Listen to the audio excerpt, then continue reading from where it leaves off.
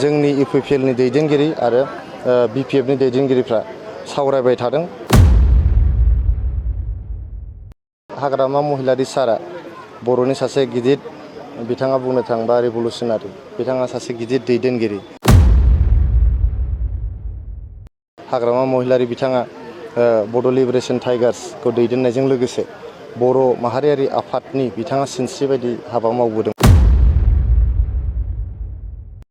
बिथाङा गावनि जिउखौ दान होनानैबाबो बर' हारिनि थाखाय खामानि मावबोदोंमोन। बिथांनि दैदेननायाव माखासे मोजां खामानिबो जालांदों। जोंनि ओनसोलाव जोङो बर' हारिया मोनसे जोबोद फिसा हारि। बे फिसा हारियाव मोनथाम मोनब्रै मोनबा बेबायदि राजखान्थि हान्जा थानाया जोंनि थाखाय बियो सास्टेनेबल नङा। दिनैनि दिनाव जे जोंनि हाग्रामा महिलारि सार दैदेननाय बिपिएफ आरो जोंनि प्रमद बर' सार दैदेननाय इउपिपिएलनि दैदेनगिरिफ्रा गावजों गाव जिरायलायनानै सावरायलायदों। ज' जालायनायनि मोनसे लामाथिं आगान सुरदों होननानै आं खोनादों। बेखौ खोनानानै आं जोबोद रंजानाय मोनदों।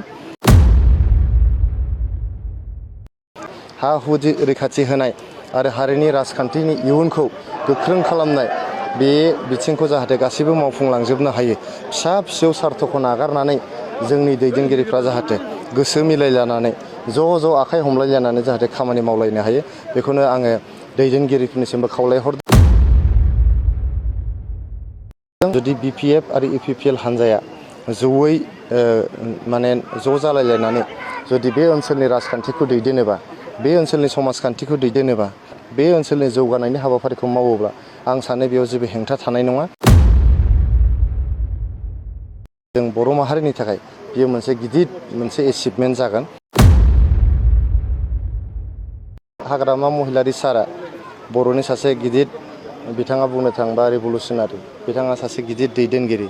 बिथाङा गावनि जिउखौ दान होनानैबाबो बर' हारिनि थाखाय खामानि मावबोदोंमोन। हाग्रामा महिलारि बिथाङा बड' लिबारेसन टाइगार्सखौ दैदेननायजों लोगोसे बर' माहारियारि आफादनि बिथाङा सिनस्रि बायदि हाबा मावबोदोंमोन। दिनै बिथाङा बिटिसिखौ 17 बोसोर बिथाङानो दैदेनदों। बिथांनि दैदेननायाव माखासे मोजां खामानिबो जालांदों। गतिके दिनै बिथाङा बड'लेण्ड पिपल्स फ्रन्ट बिपिएफनि बिथाङा आफादगिरि। गतिके आं खोनाबाय थादों जोंनि इउपिपिएलनि दैदेनगिरि आरो बिपिएफनि दैदेनगिरिफ्रा सावरायबाय थादों। ज' जालायनायनि मोनसे लामाथिं आगान सुरदों होननानै आं खोनादों। बेखौ खोनानानै आं जोबोद रंजानाय मोनदों, जोबोद गोसोआव गोजोननाय मोनदों।